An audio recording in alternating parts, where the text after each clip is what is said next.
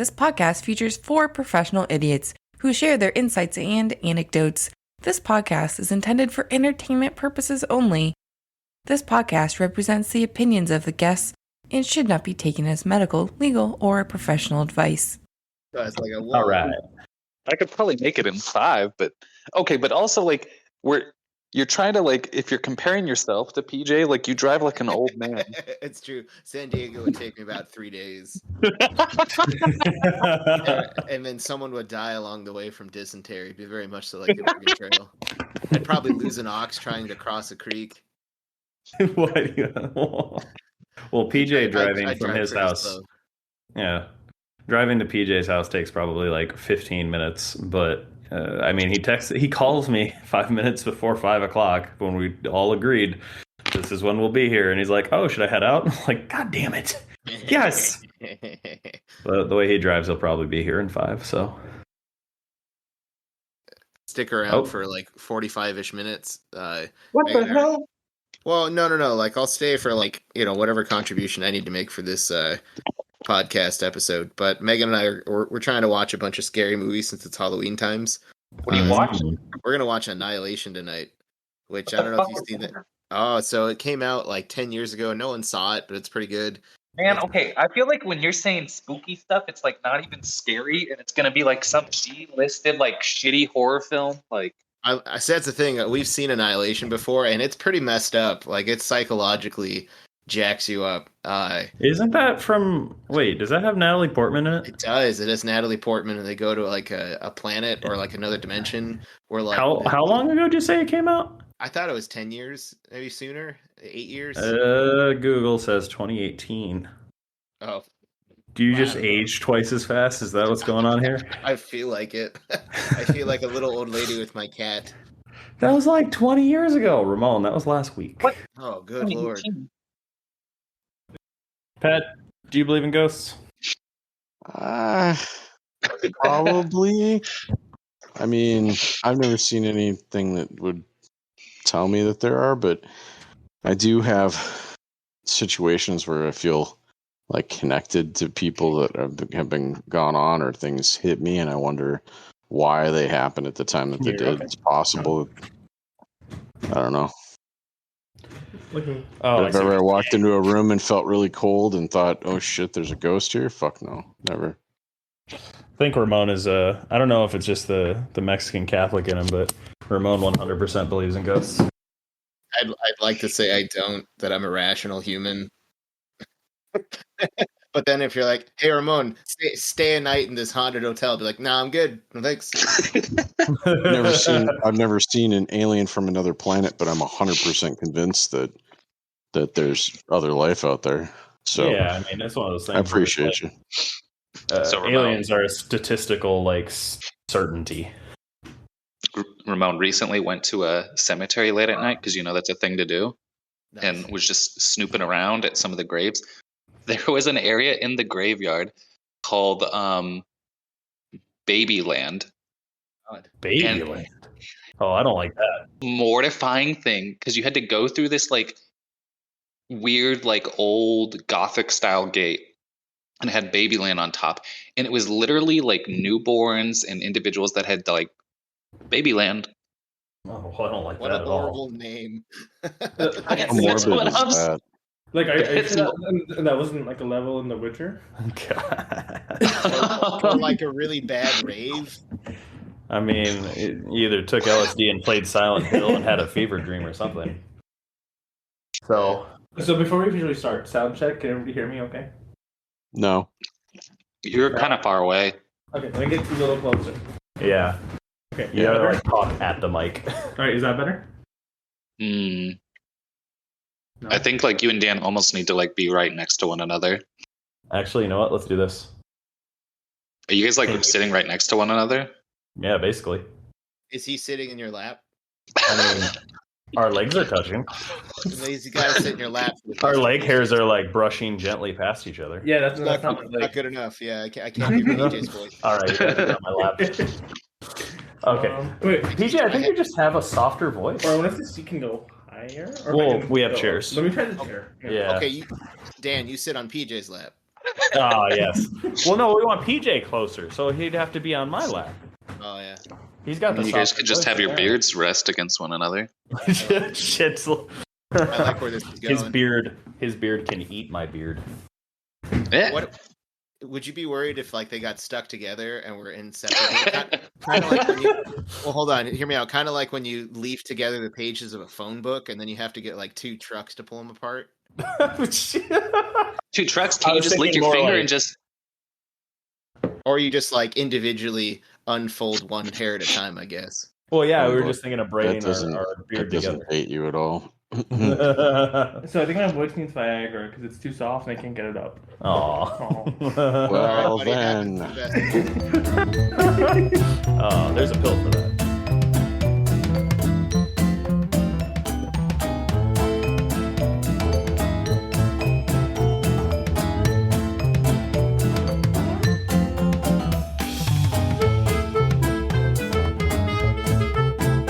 Welcome back, listeners, to Overqualified Idiots. This is Dan Casey, MD, sports medicine specialist, joined by 4 other idiots here to tell our tales. I'm going to go ahead and introduce with me PJ. Hi. We actually have a retail pharmacist here and in good sound quality. I'm happy to have you, dude. Yeah, I'm happy to be here. Good. Can everyone hear him? Good. I'll just edit that part out. All right. Also joining me is our other pharmacist, now veterinary pharmacist, Ramon. Hello. I gave up on retail. I used to be a retail pharmacist. You sold out. I couldn't hack it like PJ. Oh, I'm sure we got stories to come for that. Now he's a pharmacy vet. Yeah. Yeah, that's I get it because it's like he's vet to the pharmacy world for an outpatient. Yeah. Nice. But now I count tablets for kitties. And, as you guys just heard, we have Dr. Ben joining us, DL. God. I'm monotone. Like, if you haven't realized, I'm monotone over the years. I mean, residency has made it worse, but that's fine. Over the years? Are you okay, man? I'm always worried about you. He's monotone over the years. Over the ears. I'm holding my ears as I say that. Yeah, there you go, listeners. You get the visual. And also joining us is Pat Casey, JD. What's up? How's everybody doing? Small talk. Anybody got any news? Good. That's what a podcast needs. Just silence. Fine. I will tell news. Nicole has started her first attending physician job. And let me just say that attending physician money feels good when it hits the bank. Wait. I thought she finishes residency this year. She did. Yes, she finished it 2 months after July because of like maternity leave. She took a month off. Oh, see, I thought she was still going. Oh, you thought like this academic year? Yeah. He was still working because maternity leave and residency is evil. So if you dare have the audacity to ask for time off in residency, you get to tack that to the end of your training, and they keep you as their indentured servant for a little longer. So what's she doing? She is a primary care specialist in Central Phoenix. Like in a hospital setting or outpatient? Nah, just outpatient clinic. She did not want to specialize and stay in the hospital. She wanted to get out of the hospital as fast as possible, was basically trialed by fire in the COVID years in inpatient medicine. And we'll talk about that upcoming more in detail. But honestly, she's really happy with her new work. She's been there for a couple weeks now, and she's thrilled and loves it. And no, it's really good when like that paycheck hits and we're going to have to start paying back our loans again. So it's nice to know we're going to be able to. Are you though? Anybody got any other news? This year I'm going to be a full-size candy bar house for Halloween. Nice. You're going to be one of those? Yeah, I'm finally living out a dream. I'm really excited. I really thought about getting a Michael Myers mask because that Halloween is going to make it a comeback for whatever stupid reason. I cannot wait to see that terrible movie. Do what Dad had said that he would do. Dan is put the mask on, stuff him up like a stuffing, and then put the whole candy bar bag on my lap and say, "Just take one," and grab anybody that decides to take more than one for themselves. Like you get like an oversized sweatshirt and you just pack it full of like hay or something. Oh and yeah, absolutely. So it looks like it's like a dummy. I'm just worried the cops are gonna get called. Like I'm gonna freak some kid out and he's gonna piss himself and some Karen's gonna call the cops on me. Okay, as long as you don't like shake this child. As long as there's no child shaking, you should be okay. Just grab him firmly. What are you doing? No. Yeah, or like a good whack. Like a good whack. That sounds like assaultive behavior. I don't know. Well, I mean, but that little girl was going for 2 chocolate bars. She had it coming. Yeah, just get a chancla and then it's cultural and safe. It's fine. Yeah. Or hit him with the air horn. What's barotrauma? It's fine. What do they call it when it's your birthday and it's the same day? What is that? Your golden birthday or some shit? Golden birthday? That's like when you turn the age. Yeah, on the same day. Yeah. Yeah. So mine's the dirty 30 on the 30th. Oh, God, you're young. I forget. You're turning 30 on the 30th. That's cool. I didn't know the segue from Halloween. I wasn't tracking. But happy early birthday, dude. He was giving I get to work and, like small talk. Sorry. Oh, that's fair. I didn't. I was still stuck on the hitting children with chanclas if they take too many candy bars. No, it actually bums me out. Our house is not in a neighborhood where people, like, obviously I live next to the street, but even our whole suburbs, nobody really does trick-or-treating in our neighborhood, so I've not gotten out to live the full-size candy bar dream yet. Yeah, and I'm excited to do it this year because my neighbors are kind of lame. They don't really participate in Halloween, so like I'm the only house on the block. So if some kid's gonna hoof it, all the way down my block, all sad by all the empty houses, I at least want to give them, like a full. Would you have full size? Oh, yeah, dude. Yeah, that was.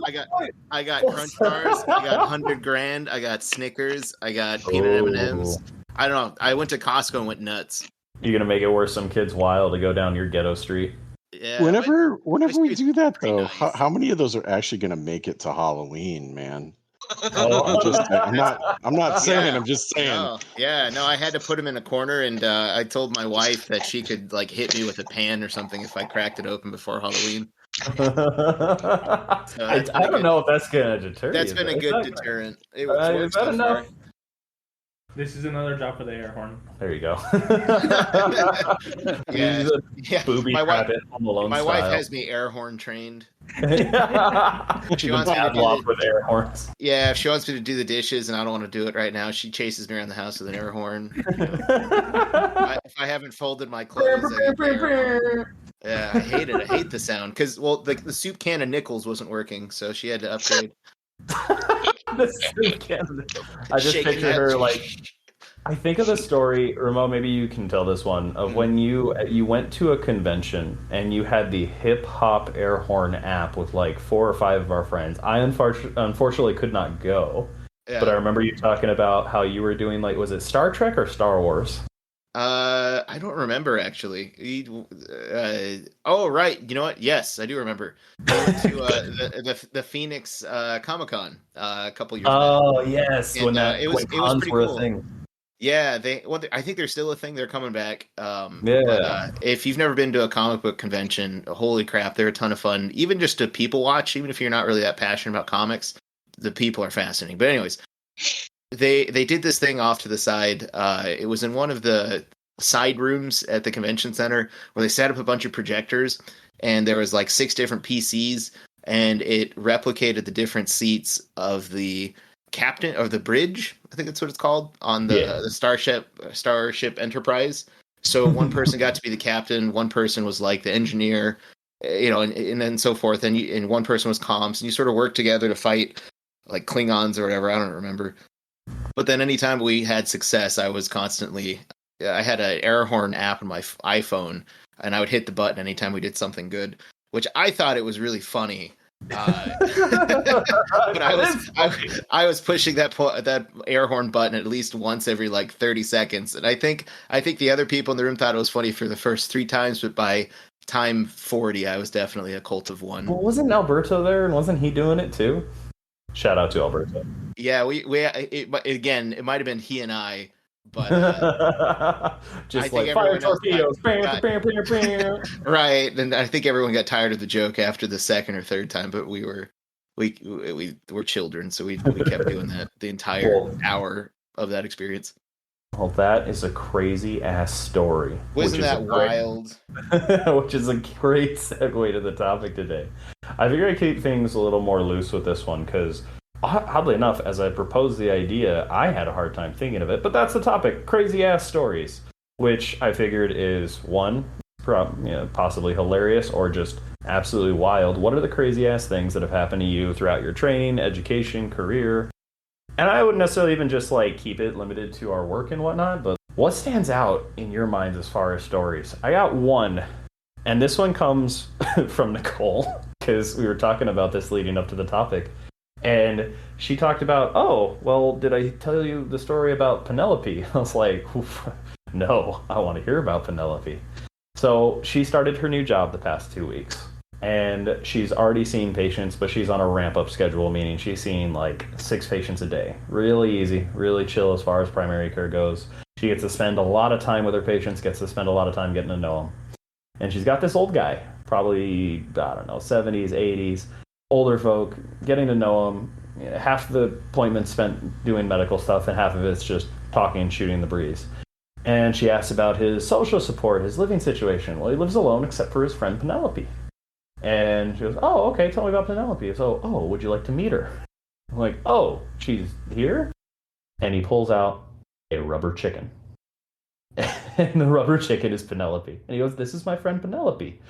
And I had to stop and ask her, I'm like, is this poor man demented? And she says, no, he's with it. I was like, but this man is like Castaway. He's got his own little Wilson because he's so alone. And his Penelope rubber chicken is his Castaway Wilson. And I just, it's funny. I did the same thing to my doctor. What is your rubber chicken? Is it rubber chicken or is it a Penelope? Oh, it was also Penelope. She hangs out with a lot of people. But I went home with a prescription. Oh yeah, no, I was gonna ask her. I was like, is this man on medicine or does he need to be? So that was her story. I guess I only have one that really stood out to me. Two, but they're not that funny to me. I feel like one of them everyone dies at the end of it. No one died. One person almost died. The craziest, just like, oh shoot, I'm mortal and I can die too, was when I was 28 in residency, and I saw a patient younger than me for a heart attack. Oof. And I was like, there's no effing way the ER's got this right. There's no way they're admitting a 26-year-old for a heart attack. And sure enough, he had what's called an NSTEMI, a non-ST elevated myocardial infarction, blah, blah, blah. And I'm like, what the hell is this? Just tons of cocaine? So we get the medical history. This kid is drinking like 10 energy drinks a day. He smokes a pack of cigarettes a day. And he's doing anabolic steroids and lifting weights. Those are rookie numbers. 10 energy drinks a day. That's low ball. But I was like, oh, so that's how you have a heart attack in your 20s. And I remember talking to him. I was like, dude, you got to cut back. You've damaged your heart. That's like when parts of your car engine breaks. You can't replace those parts though when it's your heart. And that's permanent. And he's like, I'm probably just going to keep doing what I'm doing. I feel fine now. Everything's fine. Maybe to walk it off. Maybe I'll cut back on like the energy drinks. And so that was when A, I realized people don't change, and B, oh shoot, this kid's younger than me and had a heart attack. I need to start taking better care of myself. So what other stories do you guys have that stick out in your mind? Ramon, you were... Yeah, mine is just as profound as yours. Yeah. So is it about Penelope? Better. So this comes from my last day in retail, and I think it was quite a fitting end to my adventures in retail, and was really a nice capstone for everything I experienced. It's a game. Oh, no. I got to play a game, and hopefully I'll never have to play this game again. But the game, I've dubbed it as Poop or Heroin. That is the name of the game. So here's what happened. So I was working my last shift. It was pretty busy, COVID shots and flu shots galore. So, the place was bumping. And I get to a point where it's like, man, I really have to go to the bathroom. So I find a stopping point and I go across the store to go use the restroom. And I opened up the restroom and the stall's occupied because we shared a bathroom with the general public. There was no employee bathroom at my retail pharmacy, so that's always fun sharing a toilet with the general public. Because anyone who's worked retail, wait, you guys don't have your own bathroom? No. So I'm sure anyone who is listening to this who's ever worked retail or with the general public, has been through a similar sort of thing. So I'm sure they. PJ, is that true for you? It depends on the store. Depends on the store. Yeah. Oh, okay. So they just hate Ramon. But mine did not. Yeah, they just hate me. So anyway, so I see this like dirty white pair of shoes under the stall. So I go, whatever. It's occupied. I'll come back in 10 minutes. So I go back to work, do my thing, keep working. And I'm like, okay, it's been about 10 minutes. I find a stopping point. I go back to the bathroom. It's been about 10 minutes. Those same dirty white pair of shoes are still there, still occupied. And I just sort of knock on the wall because it's a very small bathroom. So there's a stall and there's a door. So I open the door and I'm knocking on the door to the outside and say, just to make some noise and say, hey, how you doing in there? You still alive? Sort of thing. What I said to the person was, okay, do you need anything? I'm just checking on you. Okay, great. But that was also my way of making sure this person wasn't like passed out or anything. Sometimes that happens.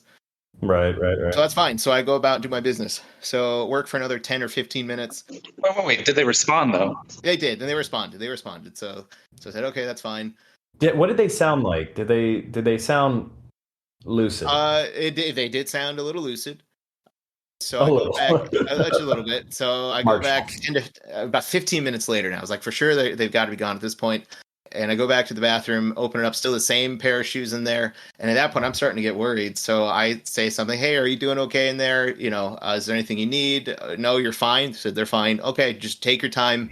I'll check on you in a little bit, I guess, or something like that. Because I was trying to be courteous. But like getting a little long. But also, it's been about 45 minutes, and I really have to poop. So finally, I check back and. Right. Wait, so what this is coming down to, it's more like, is Ramon gonna shit himself? Right. Oh wait. So here we go. So then finally about another 10 minutes goes by, and I think about a total of like 50 minutes is maybe 45 minutes has elapsed. And finally the bathroom stall is empty. Thank God. So I go in, I do my business, I finish up, and then something compels me to turn around as I exit the stall, and I do that. And I noticed that behind the toilet on the ground, wrapped in a paper towel, which wasn't from our bathroom, it was a paper towel from outside source, is this brown substance. And now the game begins. Is it poop or heroin? And was it an animal? Was it brown like a or was condom, it black? like with? So here we go. So I go wash my hands, and I don't touch it, but I've like, and so I did touch it. Wait, you said you did? No, I didn't touch it, and so I got a little closer though to kind of look at it, and it's sort of dark. Like how close? Within smelling distance? Within smelling distance, probably about like a good 4 inches away from no. Which, thank God, no one came into the bathroom at that time. If they saw the pharmacist on the ground sniffing around behind the toilet, that's what I was taught. I had to be quick about it, right? So I looked at it, and it was like really dark brown, almost black. And like it looked like it was smearing off a little bit on the paper towel, and it was black on the paper towel. And so I thought, well, maybe that's black tar heroin. I don't know if that's what black tar heroin looks like. So I washed my hands, and I got the attention because it started to slow down now. And so you don't get that in your training of what black tar heroin looks like? No, right? So I washed my hands, because I don't want to leave the bathroom, with my hands unwashed. And I with the assistant manager, I call her back to the pharmacy, and she was kind of bored, so it worked out. She had time because now we were playing the game, right? And I show her in the bathroom, we make sure there's no one in there, of course, because that would be really awkward for a customer to be using the restroom, and not one but 2 employees come into the bathroom to try and look at something behind the toilet. But I show the assistant manager, like, hey, do you think that's drugs? And she looked at it and she was like, it could be. And so, like nerds, because we both don't know what black tar heroin looks like, so we start Googling pictures of black tar heroin. We're like, Wait, are you still in the bathroom Googling? Yeah, we're still in the bathroom. Did you release lock in the bathroom? No. So it's kind of a shame no one walked in, because that would have been so hilarious. But anywho, So we can't decide if it's poop or heroin. And so, a couple minutes goes by. We kind of go back to work for a little bit, but we got to get that out of there because it could be heroin that's bad. Eventually get our store manager to go check it out. And so he goes and investigates and he takes care of it. And then so he calls me back in the pharmacy about 10 minutes later and he goes, Ramon, you are so funny. That was definitely poop. And we all went, okay, that's fine. What? But you know what? After I left work that day, it really kind of stuck around with me. I still don't think to this day that it was poop. It was probably heroin. Because if it was heroin, so if it's poop, you just throw it away and move on with your life. But if it's heroin, you have to get gloves on, put that in a plastic bag, put it in the safe in the office, call the police. The police show up. You have to show them the evidence and file a police report. So it's a lot easier to say it's poop and just throw it away in the garbage. You're not suggesting that like a lazy retail manager would just take a shortcut.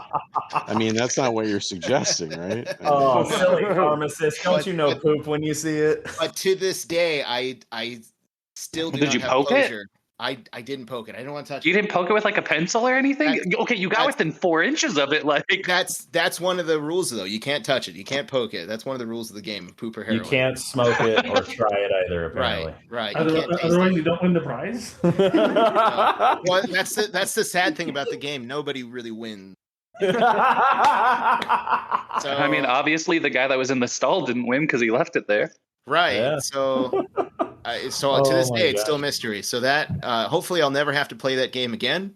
It's a poop or heroin is not a game that I really like to play, but I thought I'd share. Poop or kitty heroin. Yeah. Kitty heroin. Right. Kitty black tar. That's Oh my God. adventure. I think you're right, Ramon, because unless that man had an active like stomach bleed, your poop should not be black. It should not be And why would you tar. stuff it behind the toilet? Or maybe he was just ashamed of it. He's saving That's what I'm his saying. Like, mystery. was it just like a condom or an enema or something? Like, No, like it was a solid like rectangle, but like rounded. So it could have just been like a really solid poop that was just really dark with like some. yeah, but then that means that guy literally picked up his poop and put it behind. Maybe it wouldn't go back down, but you know what?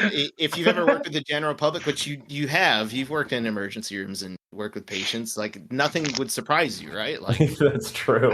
Hey, you're not thinking clearly when you're on black tar heroin. You may just want to put your poop behind the toilet seat for later. right. That's great. That's why I think my days in retail, I don't know if I'll go back. So good for you, PJ, for hacking it out.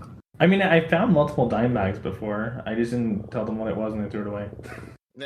Wait, hold on a second. Threw it away where? In the trash. Refer to my previous statement of lazy retail, folks. But No, never. Hey, do you want your COVID shots or do you want me to file a report? You get wow. you get to pick one. Oh my gosh. Oh shoot, my stories suck by comparison. That's so good. Pooper heroin. I don't know if it's good. It is. Oh, it just is. It's just reality. It is in a a thing pharmacy that in a is. major city. Okay. Although the dime bags were before I was a pharmacist. Not that that matters. Wait, hold on. You're digging this hole deeper. What's going on? You weren't a pharmacist when you casually threw out drugs? Correct. Hey, Pat, what's the statute of limitations on minor drug possession?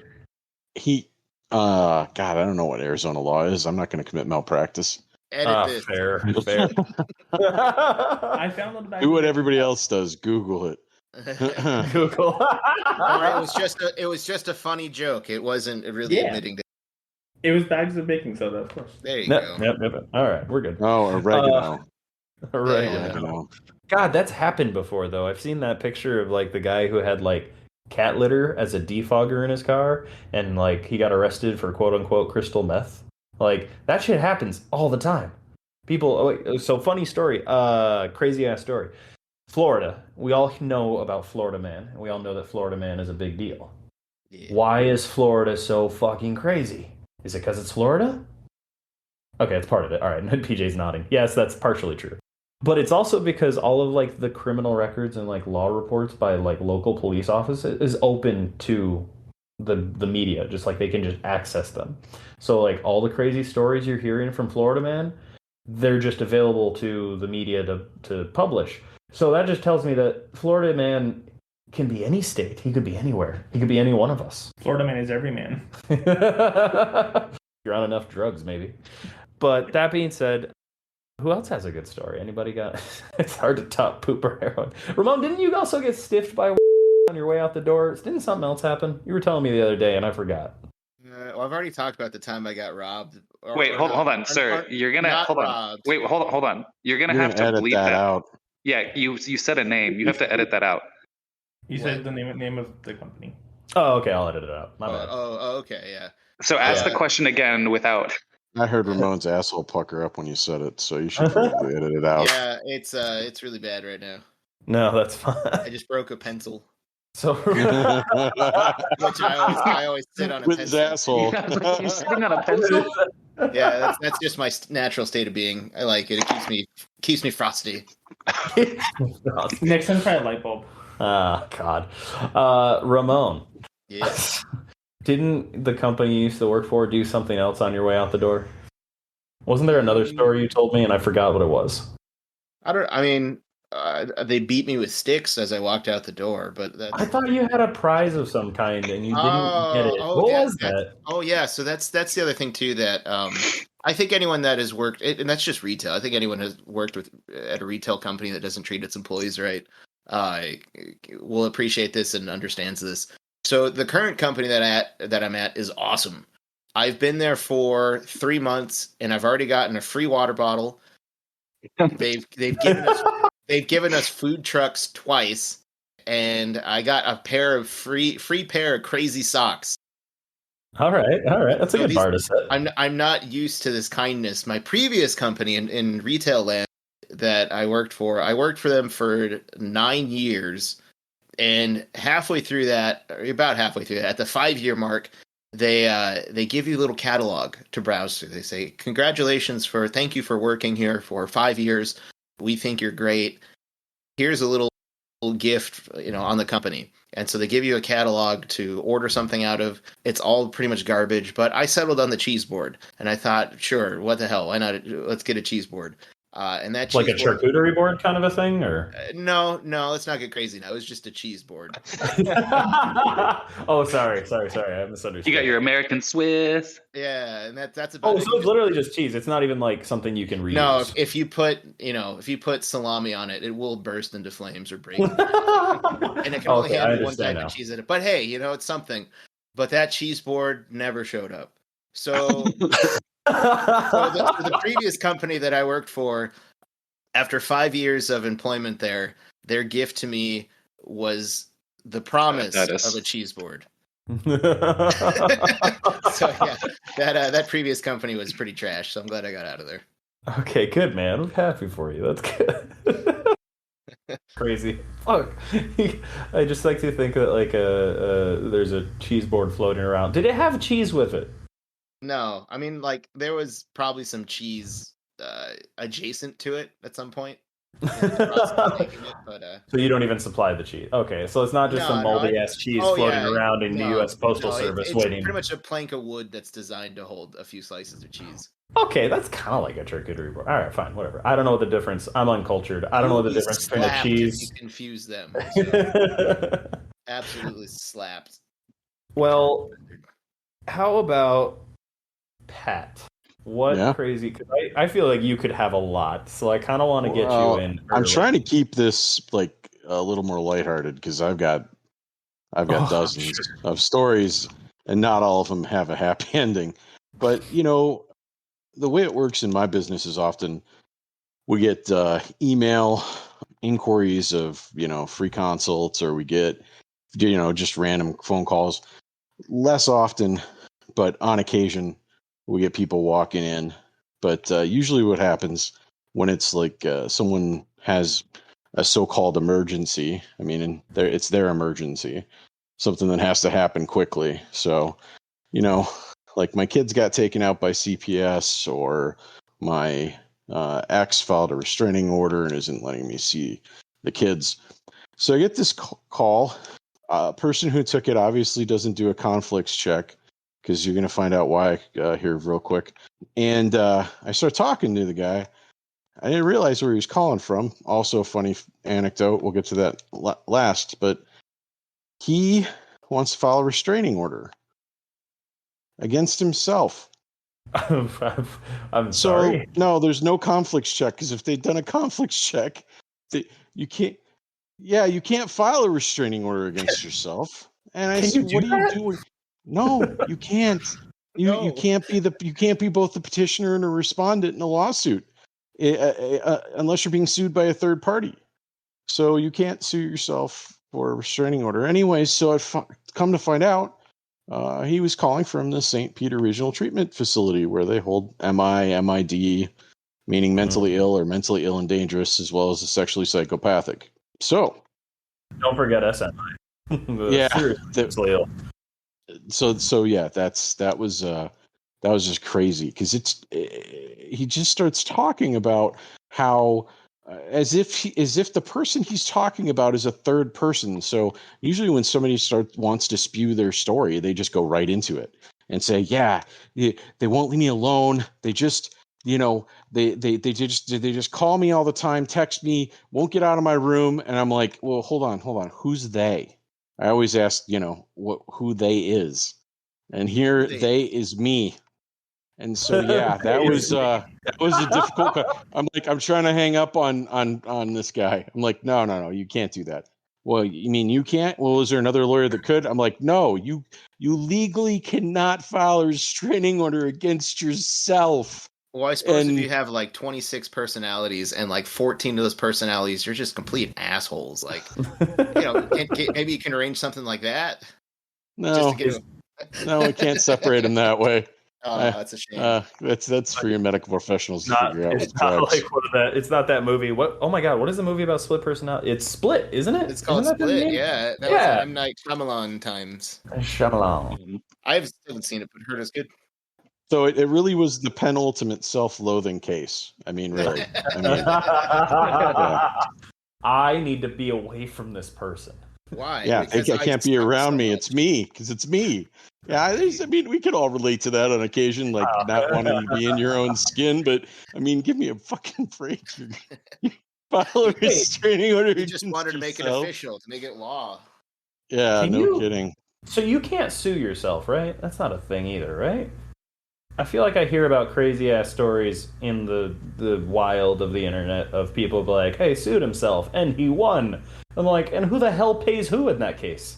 Well, that's called clickbait, and it doesn't happen. Oh, okay, cool. So, all right. Well, yeah. Spoilers, listeners. It's not real. Don't believe the internet. Like, even if the client happily paid both the defense and the prosecutor lawyer staff. He just pays double bills. If everyone gets paid, do they still allow it? I just picture. But what side do they sit on then? I would just picture a guy in the middle. He keeps bouncing between personalities. So whichever personality he's in, he just runs over to the other side really quick. Or you think the judge would intervene and just say, like, I don't have time for this? Oh, you hope. I'm just a basic integrity standpoint. Even if it was possible, I'm not fucking doing it. I'm just not doing it. I'm like, wait, so you're saying, though, I don't care how much money it is. If you could find 2 lawyers that were sleazy enough to go, I could give me about 10, 15 minutes. We'll find somebody. You're saying there's a chance. There's a chance that someone will try to come up with some half-cocked legal theory to file a restraining order against yourself, but I just must be a terrible lawyer. Yeah, I'm just not. Okay, so like that was the end of the conversation. Was no, there's got to be a lawyer. There's got to be a lawyer to do it. Just because you're not a good enough lawyer to do it, I'm like, all right, you guys, you have a nice day. It was really good talking to you. Yeah, and I hope he doesn't give me a 1-star review from that phone call. So yeah, that's another case. Again, it's a potential call, and this gal doesn't want her ex to have anything to do with the child. She claims he has serious and persistent, chemical dependency problems. And I said, okay, well, that's typically not a reason to not have them on the birth certificate or have any contact with the child. There's things to limit that. It's like, well, no, he shouldn't be on the birth certificate. And I go, okay, that's not going to be one of the reasons. And so I pulled the statute up that addresses paternity. And I start asking her some questions. I go, okay, well, that's not going to be good enough. But I looked up his criminal history. He's got like a DWI. Again, not a reason to not be a dad. And I get to going through the statute, and I go, hey, so this isn't a situation where he sexually assaulted you. And she's like, what? I said, this isn't a situation where it was the sex consensual. Did you engage in consensual sex with him to have this child? And she's like, you just don't get it. And I went, I'm going through the statute of the reasons that we can keep someone off of a birth certificate, and that's one of them. It's like, you don't get it. You're just so insensitive. You're a jerk. I don't even know why I called you. Click. Well, you right, I guess. I don't get it. Damn. Less than 30 minutes later, I have a 1-star review. Oh, no. 1-star review. And not only is it a 1-star review, but they're talking about another law firm in the 1-star review. And I'm just like, yeah, okay, that wasn't a setup. That's just the most ridiculous. I mean, that happens. Like, I get calls and it's like, how did we get here? Like, I'm telling you, like, what the legal standard is, and if there's facts that back it up, and then yeah, we can do things. But yeah, no, you can't file a restraining order against yourself, and you can't keep your baby daddy off the birth certificate just because maybe he likes to smoke weed. I mean, is he going to have contact with the child until he does jump through some hoops? Maybe, maybe not, depending upon the severity of the chemical dependency issue and what type of chemicals are his chemicals of choice. But I mean, come on, that's not a good reason to keep him off the birth certificate or preventing him from seeing him. Just because you think he's a jerk doesn't mean, that the kid can't see the child. What's your legal reason for keeping him off the birth certificate? He's a deadbeat. He sucks. No. There's so many of those. There's just it's a lengthy list of those. 1 star, and there's the downside of private practice. Yeah. So I got. I'm gonna leave it at that. Those are 2 of the funny ones. The rest of them are all really just kind of sad. Yeah, that's why I'm like not having any of my own, because I'm just like, oh, this doesn't have a happy story. I do have one from Nicole too. I'll try to sneak in really quick, just because you're sort of the legal ones kind of reminding me of this. I should ask us to give titles to some of these stories, because I would call this one "Discharge to Police Custody." Which, if you work in the hospital and you work in the medical field, that's not a thing. That's not a discharge status. It's not a way you can send somebody out of the hospital. But Nicole, several months ago, actually, I guess that was a year now. God, time goes by fast. Was working in the hospital, was taking care of patients, and they had this one patient. I don't really know a lot of the details of his care, but he was getting close to discharge time. He was doing much better. He was probably going to go home the next day. And he elopes. He doesn't leave against medical advice, because that requires you to sign a piece of paper saying you understand what you're doing, you accept all the risks, blah, blah, blah. He elopes, which I didn't even know was the term they used for that. He just runs out of the hospital. And where she used to work was near Old Town Scottsdale, the fun part of Scottsdale. Lots of bars, lots of places to, have a good time. Lots of charcuterie boards. Lots of charcuterie. Shut up. That's probably where my cheese board's hanging out. It's at Old Town Scottsdale. Come visit me sometime. We'll find it. So this guy, apparently this is a matter of like an hour after he was discovered to have left the hospital. That's just what elope means. He ran. He disappeared. No one knows where he went. Did he get married? Did he find a sweetheart? You're thinking of eloped. If only. It's the same word. It's the same thing. Yeah, it's the same word. For Chile. Yeah, there's no. Yep, they're spelled the same. They sound the same. And so an hour later, he gets arrested for trying to burglar multiple places and basically is high on drugs. And he just got discharged to the hospital, or rather he left. And so he tells the police this, and they're like, okay, I'll take him back to the hospital. They take him back to the hospital to their team. And, Nicole's taking care of him with her, she's the senior resident at that time. And it's like, oh, we were going to discharge him. I guess you could take him to jail. And that is the story of her discharge to police custody. That's not a thing, but it happened. So, hey. I love the Nicole's because I could picture Nicole in that moment just going, okay, well, yeah, I guess we can give him to the police once we're done. He's stable. He ran. Clearly, he's better. Yeah, he's able to make his own medical choices at this point. So if his medical choice is he's not here, bye, Felicia. Enjoy the time. You go from a hospital bed to a prison bed. So I just can't believe this dude left the hospital and his first instinct was let's go rob a business. So he could get his drugs. You gotta pay the medical bills, man. He's got to get the drugs. He's got to pay all that. Nah. He's got to get the drugs. He's got to steal stuff so that he can trade it for drugs. Yeah, of course. And also the hospital bills on the side too. Yeah, right. He's gonna have those bills. He's concerned he with those. paid though. Yeah, he's got responsibilities now. He low paid. He's got someone else to think about. He had places to be. Yeah, you got to get that ring. Ben, do you have any funny hospital stories? I know you're in the thick of it now, so I don't know if any stand out or if it's just it's a weekly or daily occurrence.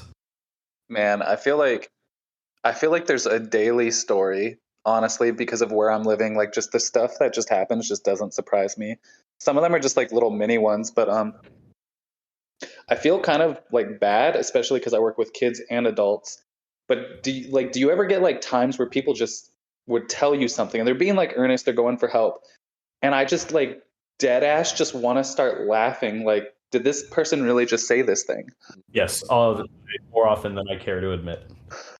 Let's see. There's two stories, and I feel like it always, I don't know why, it always happens in the emergency department for some reason. It's just where you get the things that happen. Yeah. I think I've said this like story before, but one of them was like this individual where like they are homeless, but they have like other psychiatric things going on. So they do need help. Like you do. But they would come in every single day. And this happened on a week of nights. They came in four days back to back. And on the fourth day, I was like, every single day it was like something different. Like, what's bringing you in? Like, you ask like the general questions, like, are you safe? Do you want to hurt yourself or other people? Are you hearing voices? Are you seeing things that you think aren't there, et cetera, et cetera? Do you have $1 million to pay for 4 ER visits in the same week? No, you just see low pay. Yeah, you just low pay. Oh, gosh, I'm such a sucker.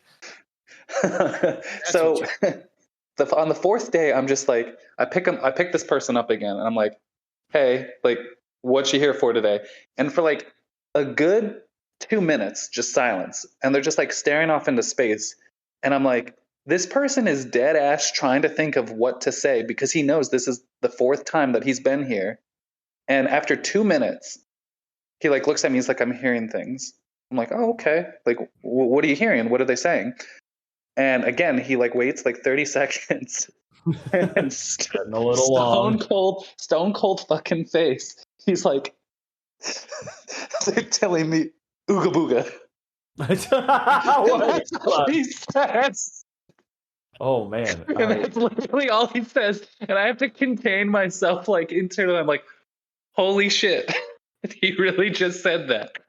Yeah. I get those too. Not necessarily like that, but where I have to like put on my like poker face, and my response to those kind of things are like, "Oh, okay." I just have to hide the laughter inside. Yeah. Then there was there's one where like they were coming in for like a bowel clean out because they had been so constipated that everything got backed up. They hadn't had a bowel movement in many days. You get an X-ray. FOS. Like their FOS full of shit. Stuff. Oh. Okay. Okay. If I say the word boo-boo, do you know what that means? You're my boo. You're my boo-boo. Yeah, I know. What's up, boo? Ramon, if I say like boo-boo, if I use it like I am like a boo-boo. Like, I really. Can we put that in context of like can we use it in a sentence? Yeah. The origin is America. It can be a noun or a verb. Little Timmy came in because his tummy was hurting, and his grandma said he ain't boo-boo in 3 days. Oh I my! thought it was a little scratch. Oh, I thought boo-boo like an injury. Yeah. I didn't know it could be a verb. Right. Oh. He ain't boo-boo. I had never He ain't made boo-boo in 3 days. I had never heard this before. I don't think I have. This grandma. I have, and I'm not going to speculate as to the national origin of the individual that you're treating. But this grandma just was going on in the story, like, yeah, like they're having like these stomach pains and like haven't had the boo-boo yet, and then goes on and I just like, I'm like writing things down and I'm just like, I stop and I'm like, wait, what?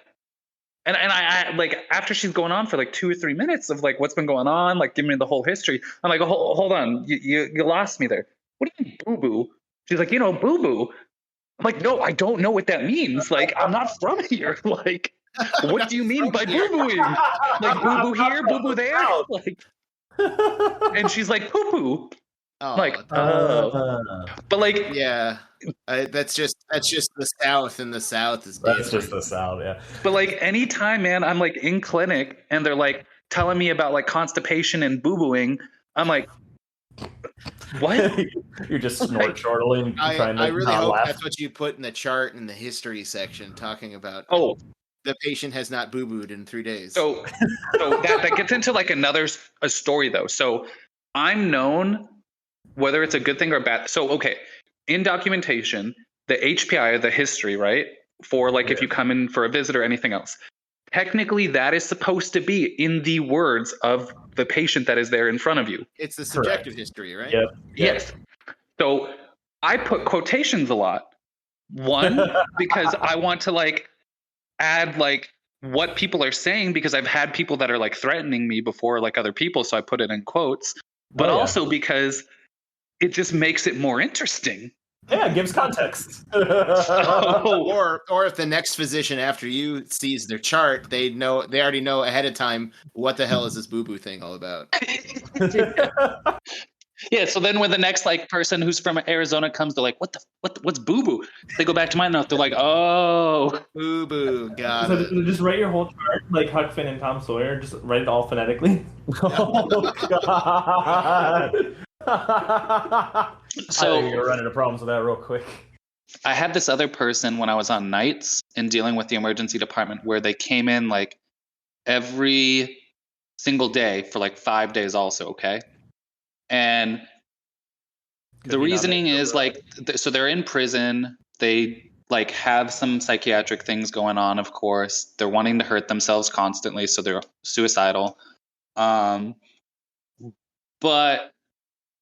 the thing is, they were like sticking objects into orifices in the hopes of themselves getting an infection, because they said, in quotes, like, God was telling them to do this, like, I want to get an infection, et cetera, et cetera.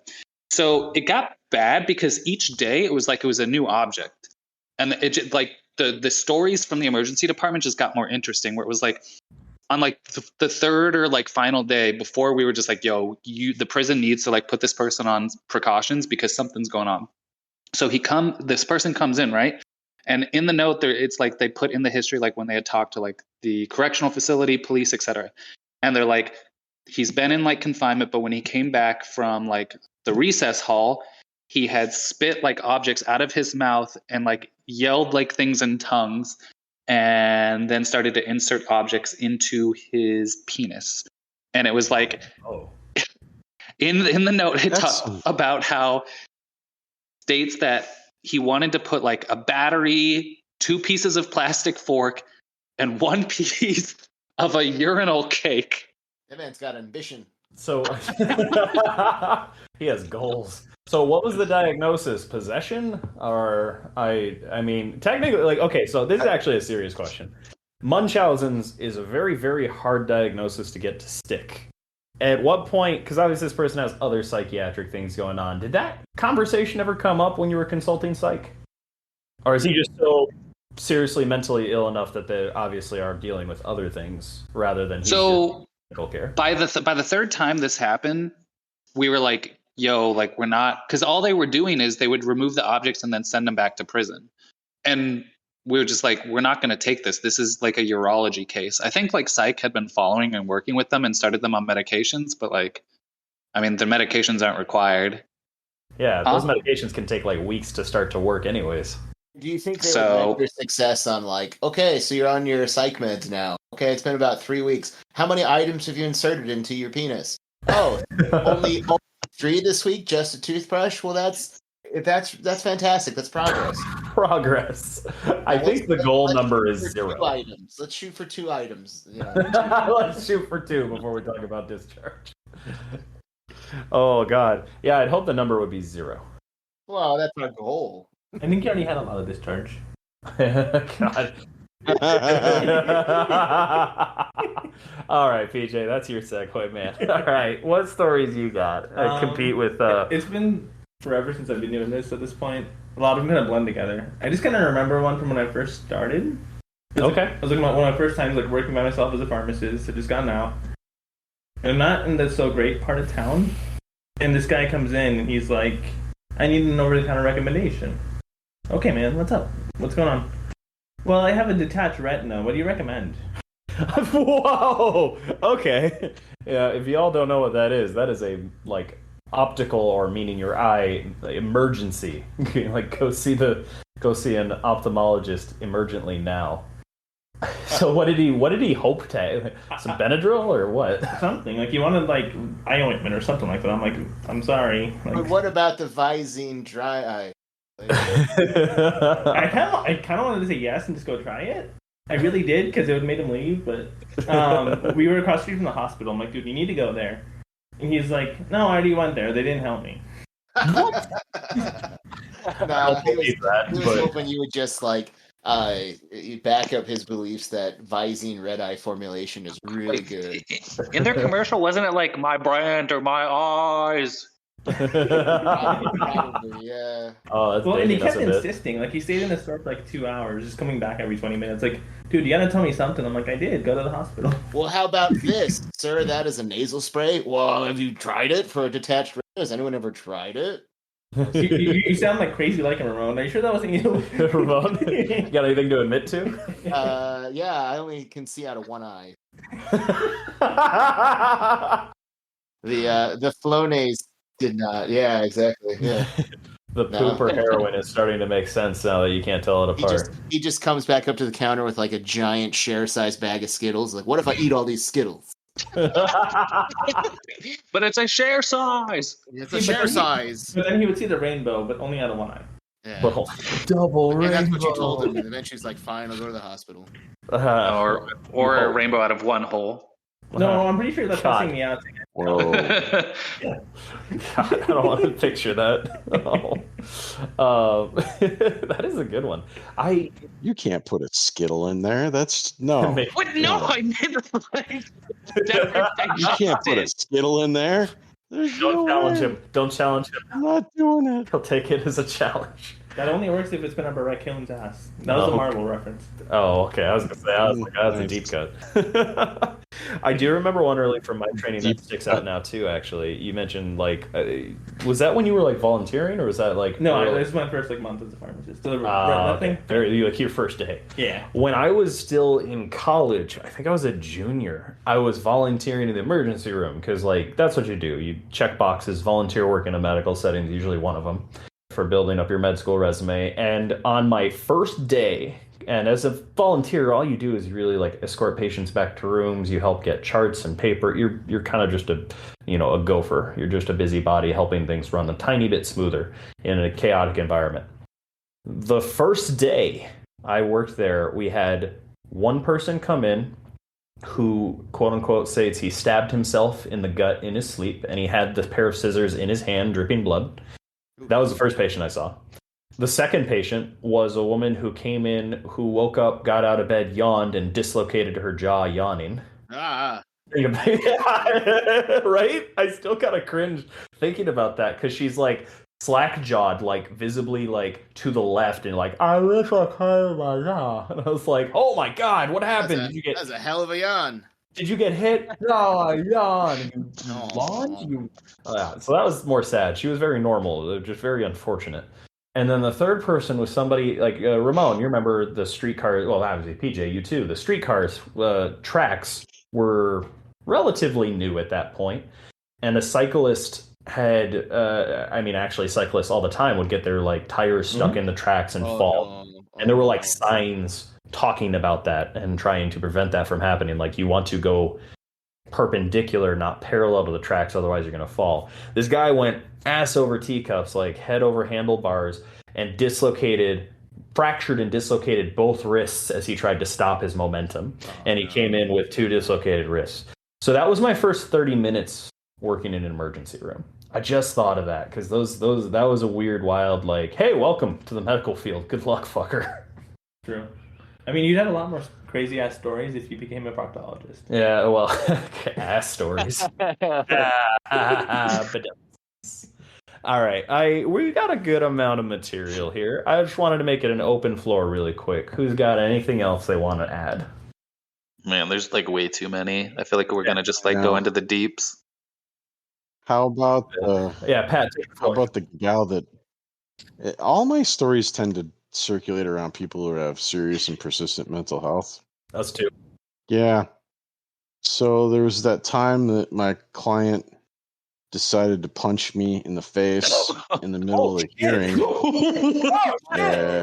What? Is that a crazy ass story? Yes! Yeah. No, see, so I had to drive like a ridiculously long ways away for a case that is local, like where I'm at right now, and but the client's in a facility up like 2.5 hours away, so I have to go in there, and this is a new placement for this client, and no, I'm not sure what's going to happen because she was particularly violent, and most group homes don't take violent people. And so was there going to be more serious commitment proceedings? So there's a lot of balls up in the air. So for someone with serious and persistent mental health, that's not a good thing, right? Well, apparently, I mean, I was just the closest person to her. So during the hearing, she takes a swing at me, and obviously I was able to block it. Yeah, and she did hit me, but it, no big deal. But the problem was, and I knew this from her file, she's a biter. Oh, no. And so immediately upon blocking her, I grabbed both of her arms and I held her at it so that she could not get her face anywhere near my body. Well, the 2 motherfuckers that are supposed to be in there watching her are behind a wall, and I'm like, we're 10, 15 seconds into this mess of me holding her, and she's saying, you're hurting me. And I'm saying, stop trying to bite me and I will let you go. Very calmly, just like we're talking here. Like, if you stop, I will let you go and I will stop hurting you if you stop trying to bite me. And she keeps, yeah, for sure. And I look up at these assholes and I go, are you going to do anything about this? I've got this under control for now, but, it'd be super nice if you came in and put her in a restraint. Oh, awful. Oh, my Lord. It was surreal. It's like it's happening to somebody else, but I'm here and I'm making sure that I'm safe. She didn't actually bite you, though, did she? No, God, no. No, God, that would never happen. She would have gotten punched right in the face. I would have belted her. Nobody bites me. That's a no. Remember, Dad had that? I had the same thing. You try to put your mouth on me, you're going to get poked in the eye. I'm going to beat you. I don't care. That's not happening. Yeah, but that's the only client that's ever hit me. Yeah. I mean, 20 years of practice of telling people things they don't want to hear about their lives or themselves. And have you ever been attacked, Dan? Because when I think about it, I've never been punched. I've had poop tried to be flung at me, but that's a different thing. Yeah, by a 5-year-old. Wait, hold on. PJ, what were you gonna say? I was gonna say that wasn't poop, that was heroin. I hate that game. I've had nurses tell me stories where they get punched, kicked. Man, I had one nurse where she was pregnant and she got headbutted in the belly. But I've never thankfully been punched or kicked. I've had people threaten me. I'm I always think of that scene. I forget what movie it is. I think it's Step Brothers or something where he's I'll drop your ass. Yeah. To answer your question, yes. I say quote unquote 2 attacks on my person. I'm a pretty reasonable person. I think people look at me and their first reaction is don't mess with this guy, and their second reaction is, oh, he's really pleasant. And that is, it's not being cocky if it's true. That's just how it is. I'm a large person. People generally don't want to mess with me, and if they do, I'm usually able to diffuse the situation 90% of the time. Just so you know, it's just his face. Yeah. That's just his face. Yeah. I've got the same problem. I got to tell people they look scared of me, and I'm like, no, this is just my face. I'm not mad at you. I'm not angry. Just my face. I just look like I want to murder people, and that's I just look like I want to kill you. It's just my Anyways, keep going. Sorry, I'm just thinking. Yep. Right. So the first real occasion where I got attacked, and like I said, quote, this was my first and only attack. I was in our psych ward. We had an inpatient psych ward, which, like I said, is not a super common thing at many hospitals. I wasn't even seeing this patient. It was a gal, like as Pat likes to say, a female patient in a wheelchair with her nurse sitting by her. That nurse just happened to be taking care of my other patient that I was there to see. And I go to get an update. We have a very short, brief conversation, and I said something like, thanks for doing what you're doing. It helps me do my job better, or something to that effect. And the patient goes, what'd you say to my friend? And I kind of I'm not that far from her. I don't know. I am probably 3 to 4 feet. Like, it's like a reasonable amount of distance where space is respected, but you're still having a conversation. I don't know. I don't know how to describe it. She's in a wheelchair, I think, and I'm picturing it now. She leans forward, and I've got my stethoscope on. And the way I put my stethoscope on is I hook the actual bell, the part that you listen to, and I hook it onto the ears. And she grabs that part, and she grabs and pulls my head down. Now, I'm a large man, and this woman was maybe 90 pounds. So basically, she's got me in a noose. And I grab the actual stethoscope, and I lean back, and the nurse grabs her arms. But, like, that could have been a choking hazard. Like, I don't wear ties for a reason in practice, because, like, it wouldn't have been quick, but it could have been ugly really quickly. Yeah, that's the only time I've ever. On my rotations, I remember one of them was 6 weeks in an inpatient psych ward. I think I've talked about that before. Or I don't know what the correct term is. I apologize. Psychiatric facility. Yeah, you're right. Yeah, just general. But that was one of the things, though. Yeah, when you're in there, you're not allowed to wear lanyards or anything around your neck or ties. And I didn't know any better, because we were getting the briefing from our preceptor, and I asked, I was like, "Oh, why is that?" And my preceptor was like, "Oh, so they don't choke you out." It's like, "Oh, okay." It's a real thing. Yeah, I wasn't wearing a lanyard. I wasn't wearing anything, except I had my stethoscope in a way that it was basically a noose. Yeah. So I stopped doing that. The second quote-unquote attack... When Dan figured out that he likes being choked? Nope. The second time I liked it a lot. Well, when it's not a surprise, it's more enjoyable. So, what was I talking about? The second time. Second attack. No, wait, hold on. Back up. The second attack. This is more funny. It's not actually a real attack. I was taking care of an 80-something-year-old male, demented, who was sick with, I want to say it was heart failure. I couldn't remember.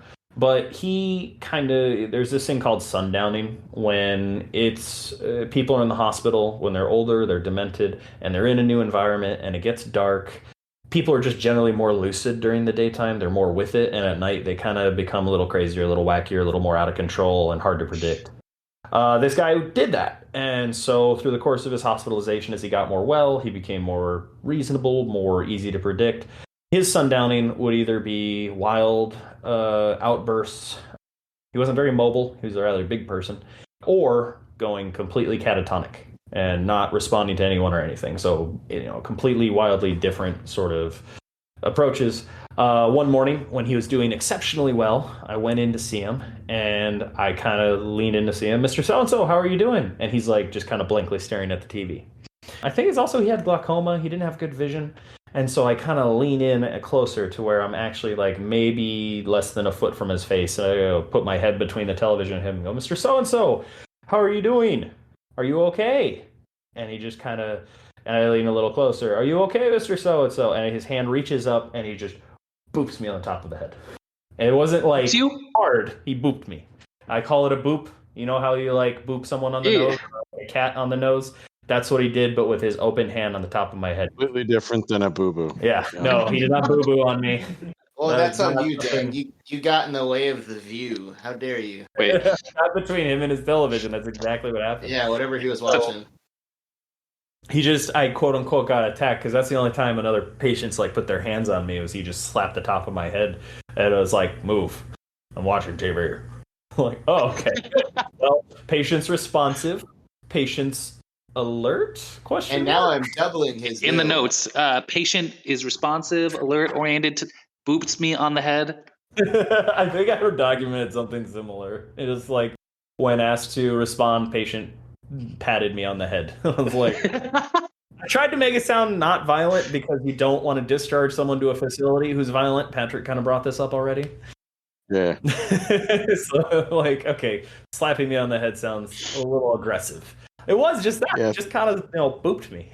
Like, oh. A practitioner with less, self-awareness might have put that guy in a bad spot. Yeah. By saying struck in the head or something stupid. When you deal with patients that are sundowning, they can be a bit of a handful for the night team. So you don't want that sticking around. Yeah, no, I think this is a good time to close out. This is a funny episode for me.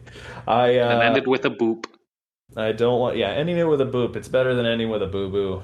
Better than ending with pooper heroin. Or a punch in the face. Or a punch in the face. That's a bad way to end too. Well, thank you guys for joining me. Thank you, listeners, for tuning in. I hope you had a good time listening. Hopefully this was insightful but funny more than anything else. Hopefully not too insightful. And listen, subscribe, follow along on whatever major podcast platform you listen in on.